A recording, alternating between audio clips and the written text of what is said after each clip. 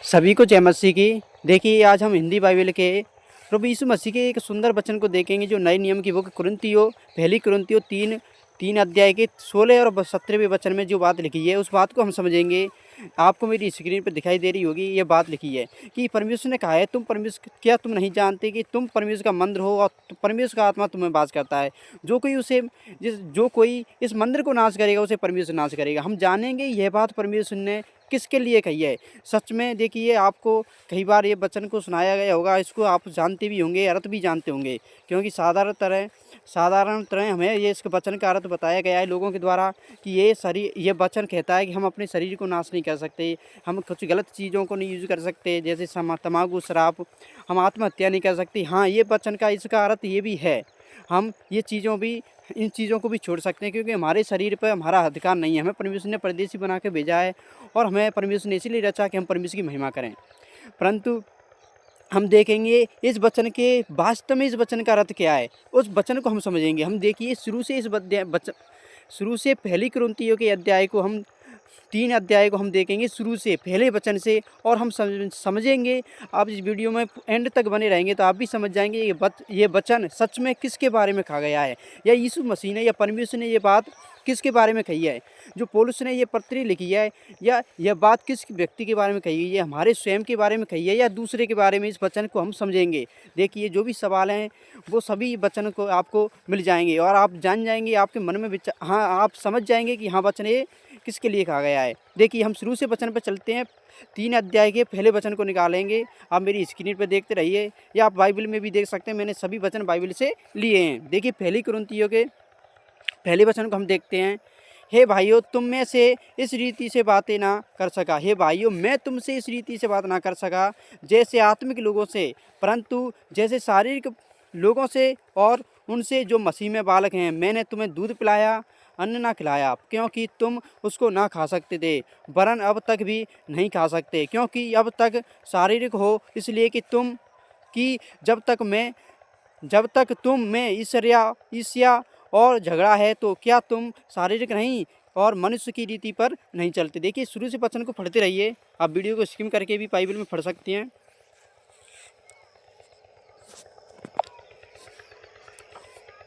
देखिए, अगले हम वचन पर चलते हैं। इसलिए कि जब एक कहता है मैं पौलुस का हूँ और दूसरा मैं अपोलोस का हूँ, तो क्या तुम मनुष्य नहीं। अपोलोस कौन है और पौलुस कौन है? केवल सेवक, जिनके द्वारा तुम लोगों ने विश्वास किया। जैसा हरेक को प्रभु ने दिया, मैंने लगाया, अपोलोस ने सींचा, परंतु परमेश्वर ने बढ़ाया। आप वचन को देखिए, समझते जाना, लास्ट में हम समझेंगे ये बात। आप शुरू से इस वचन का अध्ययन करेंगे मेरे साथ, तो आप समझेंगे कि बात किसके लिए कही गई है। इसलिए वीडियो को देखते रहें, वचन को समझें। देखिए, आगे हम चलते हैं। इसलिए ना तो लगाने वाला कुछ है और ना सींचने वाला, परंतु परमेश्वर जो बढ़ाने वाला। देखिए, ना तो कुछ वृक्ष को लगाने वाला कुछ है, ना उसे सींचने वाला, परंतु जो बढ़ाता है वही सब कुछ है। लगाने वाला एक व्यक्ति अपने ही परिश्रम के परंतु हर एक व्यक्ति अपने ही परिश्रम के अनुसार अपनी ही मजदूरी पाएगा। ये बात सच है, हर एक व्यक्ति अपने ही परिश्रम की मजदूरी पाता है, क्योंकि हम परमेश्वर के सहकर्मी हैं और तुम परमेश्वर की खेती और परमेश्वर के भवन हो। हम क्या है? परमेश्वर की खेती और परमेश्वर के भवन है। ये बात यहाँ पर भी कही गई है। देखिए, आगे हम चलते हैं। परमेश्वर के उस अनुग्रह के अनुसार जो मुझे दिया गया, मैंने बुद्धिमान राजमिस्त्री की समान नींव डाली। देखिए, ये बात किसके द्वारा कही गई है? ये बात पौलुस के द्वारा कही गई है। यहाँ पर देखिए, पौलुस क्या कह रहा है? परमेश्वर के उस अनुग्रह के अनुसार जो मुझे दिया गया, मैंने बुद्धिमान राजमिस्त्री के समान नींव डाली। यहाँ पर आपको इस वचन को समझना है। देखिए, और दूसरा उस पर रद्दा रखता है, और दूसरा व्यक्ति आकर क्या कहता है? उस पर रखता है। और परंतु हरेक मनुष्य चौकस रहे कि वह उस पर कैसा रद्दा रखता है, क्योंकि उस नींव को छोड़ जो पड़ी है और वह यीशु मसीह है, कोई दूसरी नींव नहीं डाल सकता। देखिए, जो पौलुस ने जिसको चुना है, पौलुस ने जिसको वचन सुनाया था, वो यीशु मसीह का सुनाया था, परंतु दूसरा व्यक्ति आकर क्या कहता है? उस पर रद्दा रखता है। यहाँ पर यही बात कही गई है, जो नींव पड़ी हुई है, जो विश्वास में जो व्यक्ति है, वो उसमें क्या परमेश्वर का वचन उसे सुनाया गया था। परंतु यहाँ पर क्या कही गई है कि दूसरा व्यक्ति आता है और देखिए वो क्या करता है? उस पर रद्दा रखता है, क्योंकि उस नींव को छोड़ जो पड़ी है वह यीशु मसीह है, कोई दूसरी नींव नहीं डाल सकता। देखिए उस पर कोई दूसरी नींव नहीं डाल सकता। और यदि कोई इस नींव पर सोना या चांदी या बहुमूल्य पत्थर या काठ या घास या फूस का रद्दा रखे तो हरेक का काम प्रकट हो जाएगा। तो देखिए यदि जिस किसी को परमेश्वर का वचन सुनाया गया है, समझिए किसी को परमेश्वर का वचन सुनाया है, उसके अंदर परमेश्वर का विश्वास में है, वो परमेश्वर का वचन उसके अंदर है, परंतु कोई दूसरा व्यक्ति जैसे कि क्या करता है, यहाँ पर साफ लिखा है चांदी या बहुमूल्य पत्थर या काठ या घास या फूस का रद्दा रखता है। कैसा रद्दा रखता है? गलत तरीके का, मतलब गलत वचन सुनाता है उसे। जो परमेश्वर का वचन उसे सुनाया गया है उस वचन को नहीं, परंतु उसे गलत तरीके से वचन को सुनाता है।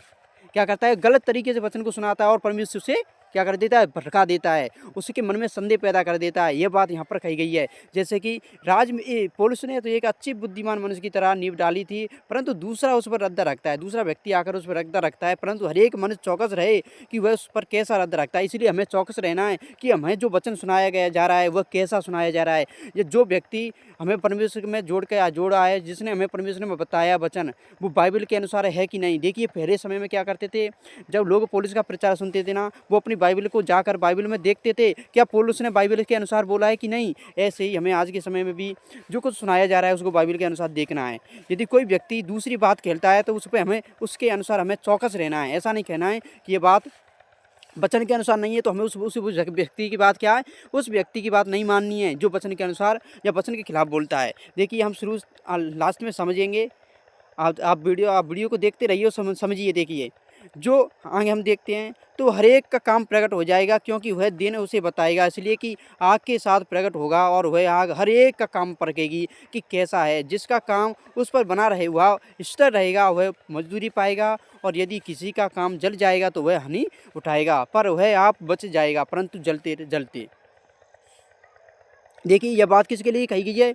ये बात उसी के लिए कही गई है जो व्यक्ति परमेश्वर का वचन पहले सुनाया उसने, और जिसने बाद में सुनाया। जिसका वचन सही होगा उसको क्या है, उसको परमेश्वर की आग परखेगी। जो सही होगा वो बच जाएगा, जो गलत होगा उसको दंड दिया जाएगा। आगे हम देखते हैं। देखिए क्या तुम नहीं जानते, हाँ देखिए यहीं पर हमारा वचन फिर से हमारा देखिए वही वचन आ गया है। अब हम देखेंगे 3 के 16 और 17वें वचन में, क्या तुम नहीं जानते कि तुम परमेश्वर का मंदिर हो और परमेश्वर का आत्मा तुम में वास करता है। क्या यदि कोई परमेश्वर के मंदिर को नाश करेगा तो परमेश्वर उसे नाश करेगा, क्योंकि परमेश्वर का मंदिर पवित्र है और वह तुम हो। अब देखिए आप इस वचन को समझ गए होंगे, नहीं समझिए तो देखिए हम फिर से समझाते हैं। यहाँ पर किस व्यक्ति के बारे में ये बात कही गई है आप समझे होंगे। यह बात उस व्यक्ति के बारे में कही है यदि कोई दूसरा व्यक्ति आकर क्या करता है, हमें गलत तरीके से परमेश्वर का वचन सुनाता है। जैसे कि यहाँ पर देखिए आप देखते हैं, परमेश्वर को उस अनुग्रह के अनुसार जो मुझे दिया गया था, मैंने बुद्धिमान राजमिस्त्री की तरह नींव डाली और दूसरा उस पर रद्दा रखता है।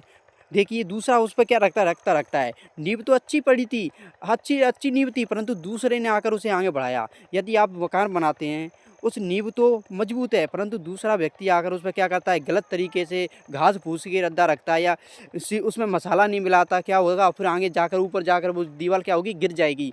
ऐसा ही होता है, नींव तो उसकी अच्छी थी, मजबूत थी, परंतु आगे क्या हुआ, उस पर कोई दूसरा व्यक्ति आया जिसको जैसे कि एक मकान बनाया जाता है, उस कोई नॉलेज वाला इंसान बनाता है जो वास्तव में कारीगर है तो वो अच्छी तरीके से बनाएगा, परंतु दूसरा व्यक्ति आता है जिसको कोई नॉलेज नहीं है तो वो क्या करेगा, उस पर गलत तरीके से रद्दा रखेगा और देखिए वो आगे चल के वो दीवार क्या होगी, गिर जाएगी। ऐसे ही यहाँ पर बताया गया है, कोई दूसरा व्यक्ति आकर क्या करता है, घास फूस का रद्दा रखता है। ऐसे ही बताया गया है। देखिए यही बात यहाँ पर कही गई है, जो परमेश्वर के वचन में मिलावट करता है, जो कोई परमेश्वर का वचन, जैसे कि हमें एक सच्चा वचन सुनाया गया है, बाइबल के अनुसार सुनाया गया है, परंतु हमें कोई दूसरा व्यक्ति आकर क्या करता है, उस वचन में मिलावट करता है और गलत तरीके से उस वचन को हमें समझाता है। हमारे मन में संदेह पैदा होता है और हम बाइबल से या परमेश्वर से दूर होने लग जाते हैं। क्या करता है, वो हमें परमेश्वर से भटकाने की कोशिश करता है, यदि हमें गलत तरीके से वचन को सुनाने की कोशिश करता है। यहाँ पर वही बात कही गई है, यदि कोई व्यक्ति दूसरा आकर हमें क्या करता है, परमेश्वर के वचन से भटकाने की कोशिश करता है, परमेश्वर से दूर करने की कोशिश करता है, तो उस व्यक्ति को परमेश्वर नाश करेगा। देखिए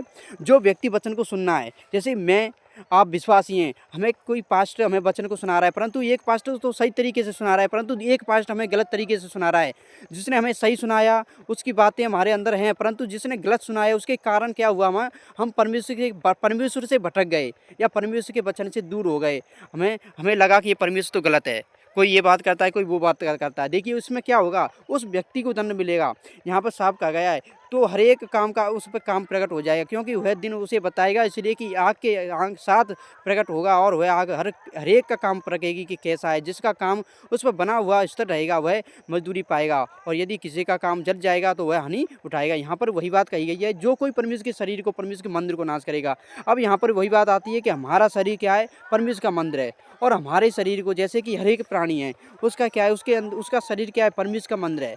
उस मंदिर को है, जैसे कि एक विश्वासी को कोई दूसरा मनुष्य आकर उसे भटकाता है। यीशु मसीह के वचन में भी लिखा है, मत्ती अध्याय में भी देखेंगे, 5वें में मत्ती में भी देखेंगे, मत्ती की बुक में भी, वहाँ पर भी लिखा है, हाय उस व्यक्ति पर जो किसी को ठोकर खिलाए, हाय उस व्यक्ति पे जो किसी को ठोकर खिलाए। मतलब यहाँ पर वही बात कही गई है, यदि हमें कोई मनुष्य आकर हमें क्या करता है, परमेश्वर के वचन से दूर कर देता है, परमेश्वर से भटका देता है, और जो हमने जो वचन सुनाया गया था, उस वचन को गलत तरीके से सुनाता है, और हमारे मन में संदेह पैदा हो जाता है, हमें परमेश्वर से दूर कर देता है, हमें पाप में गिरा देता है, या हमें गलत नियम सिखाता है, तो देखिए वो सज़ा हमें नहीं, उस विश्वासी को नहीं मिलेगी, हमें नहीं मिलेगी, परंतु उस सुनाने वाले को मिलेगी।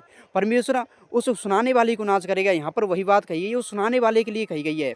देखिए सज़ा तो दोनों को मिलेगी है, हो सकता है ऐसा नहीं है कि हमें नहीं मिले, सज़ा दोनों को मिलेगी, क्योंकि हम भी पाप करेंगे, क्योंकि बाइबल में लिखा है, पाप की मजदूरी तो मौत, मृत्यु है, और पाप का दंड अवश्य मिलता है। परंतु हम क्या कहेंगे, ये तो यहाँ पर जो बात कही गई है, यह बात उस व्यक्ति के बारे में कही गई है जो हमें परमेश्वर से भटका रहा है।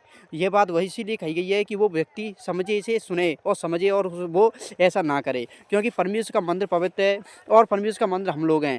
यदि हम लोगों को परमेश्वर के वचन से कोई भटकाएगा तो क्या होगा, हम लोगों को परमेश्वर से कोई दूर करेगा तो क्या होगा, हम परमेश्वर उसे नाश करेगा। जो व्यक्ति उसे दूर करने की कोशिश कर रहा है, जो उसे ठोकर खिला रहा है, जो उसे नाश की ओर ले जा रहा है, जो उसे गलत तरीके से वचन को सुना रहा है, जिससे क्या हो रहा है, उसके मन में संदेह पैदा हो रहा है, परमेश्वर से दूर हो रहा है, वो पाप में गिर रहा है, उसके मन में संदेह पैदा हो रहा है, तो ऐसे व्यक्ति को क्या करेगा, परमेश्वर नाश करेगा। यहाँ पर वही बात कही गई है कि तुम जानते हो ना, जो वचन को सुना रहा है वो व्यक्ति जानता है ना कि तुम्हारा शरीर, क्या तुम नहीं जानते कि तुम परमेश्वर का मंदिर हो, और परमेश्वर का आत्मा तुम में वास करता है। क्या हम लोग नहीं जानते कि हमारा शरीर परमेश्वर का मंदिर है, और वो व्यक्ति नहीं जानता कि जो इस व्यक्ति को हम वचन सुना रहा है वो परमेश्वर का मंदिर है। यदि कोई परमेश्वर के मंदिर को नाश करेगा तो परमेश्वर उसे नाश करेगा। जो कोई किसी प्राणी को ठोकर खिलाएगा, है उस पर जो किसी को ठोकर खिलाए, तो जो कोई प्राणी को किसी प्राणी को ठोकर खिलाएगा उसको क्या करेगा, परमेश्वर नाश करेगा। यहीं पर देखिए, आप वचन को समझे हैं तो बताएं, नहीं तो कमेंट में आप सवाल कर सकते हैं, मुझे पूछ सकते हैं। गॉड ब्लेस यू, परमेश्वर आपको आशीष दे, आमीन।